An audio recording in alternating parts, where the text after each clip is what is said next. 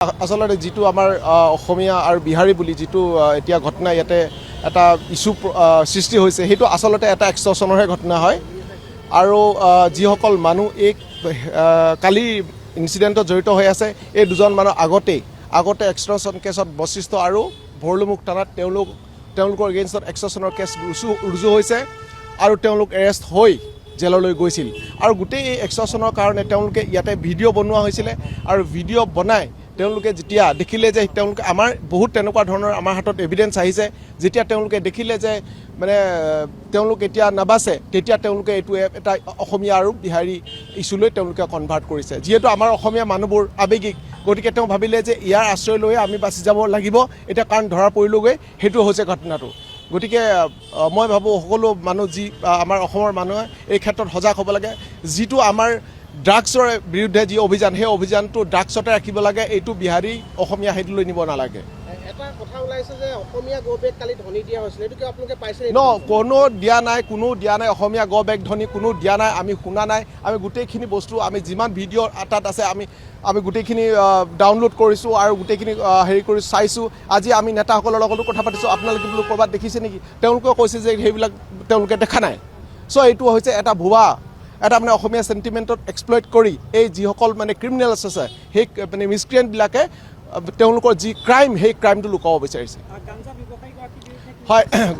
গাঞ্জা ব্যৱসায় যিগৰাকী 50 কেজি গাঞ্জা তাৰ পৰা ধৰা হৈছিলে ইলেকশ্যনৰ সময়তে ধৰিছোঁ আৰু তাক মানে জেলত দিয়া হৈছে আৰু এতিয়া জেলৰ পৰা ওলাই গৈ বিহাৰত আছে আৰু কালি সাংবাদিককো আক্ৰমণ কৰিছিল অন ডিউটি একচুৱেলি আমাৰ পুলিচৰ ক্ষেত্ৰত বা সাংবাদিকৰ ক্ষেত্ৰত যিহেতু এটা মানে চেণ্টিমেণ্টৰ মুভ হৈছে তেওঁ মুভ হোৱাৰ লগে লগে কি হয় তেতিয়া ঢাকা ঢাকি লাগে আমাৰ পুলিচৰ তাতো তেনেকুৱা ঢাকা লাগিছে কিন্তু এটেক কৰোঁ বুলি কোনো কৰা নাই আৰু কাকো কৰা নাই নাই কোনো এইটো আমি সেইকাৰণে কৈছোঁ যদি কোনোবাই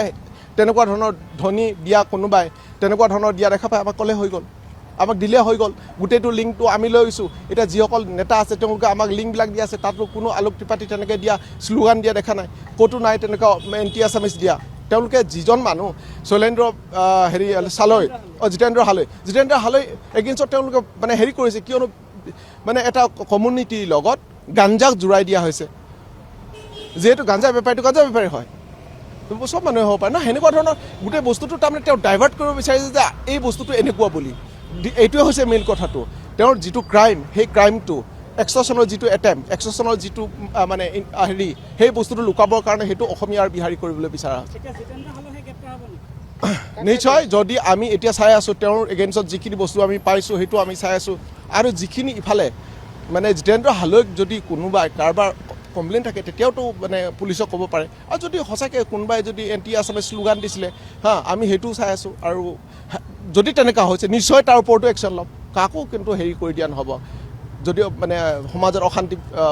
মানে হেৰি কৰিবলৈ বিচৰা হয় হয় এতিয়ালৈকে আমি গোটেই বস্তুটো চাই আছোঁ আমি দিনটো ইয়াতে আছোঁ OC সৈতে আৰম্ভ কৰি কিনে যিমান অফিচাৰ আছে যিমান ছিনিয়ৰ অফিচাৰ আছে ইয়াতে আছোঁ নাই এতিয়ালৈকে আমি গ্ৰেপ্তাৰ কৰা নাই কিন্তু আমি গ্ৰেপ্তাৰ কৰিম আৰু সেইটো কাৰণে আমি গোটেই বস্তুবিলাক চাই আছোঁ গোটেই যি ছ'চিয়েল মিডিয়া আছে ফুটেজ আছে CCTV ফুটেজখিনিও চাম কিন্তু আমাক যিহেতু ইয়াতে বিজি কৰি ৰাখিছে সেই বিজি কৰি ৰখাৰ কাৰণে আমি বস্তুটো ইমান আগুৱাব পৰা নাই জিতেন্দ্ৰ চালক আটক কৰিছেনে নে কি নাই তেনেকৈ আটক কৰা নাই নাই তেনেকুৱা ধৰণৰ হেৰি নাই আটক কৰা নাই আমি যিহেতু বস্তুটো চাই আছোঁ তেওঁৰ ইনভলভমেণ্টটো চাই আছোঁ কেনেকুৱা ধৰণৰ কি কৰিছে সেই বস্তুবিলাক হেৰি কৰিছে তেওঁৰ লগত যিখিনি মানুহ আহিছে তেওঁলোককতো তেওঁ মানে কিবা ফুটপাথৰ দোকানৰ সুবিধা দিম বুলি কৈছে তেওঁৰ কথাটো নিশ্চয় আমি অনুসন্ধান কৰিম কোনোবাই যদি তেনেকৈ কৰিছে আৰু CCTV কেমেৰাটোতো আহিব যদি সাংবাদিকগৰাকীক তেনেকৈ এটেক কৰিছে সেইটোতো আহিব সেইকাৰণে আমি CCTV কেমেৰা যিমান আছে চবখিনি আমি এক্সামাইন কৰিম আমি আজি ল' এণ্ড অৰ্ডাৰ বিজি হৈ আছোঁ কৰিব পৰা নাই বাট আমি গোটেইখিনি কৰি ল'ম কৰি আমি যদি কোনোবা ইনভলভমেণ্ট আছে ল' এণ্ড অৰ্ডাৰ চিটুৱেশ্যন ক্ৰিয়েট কৰোঁতে কিন্তু কাকো ৰেহাই দিয়া নহ'ব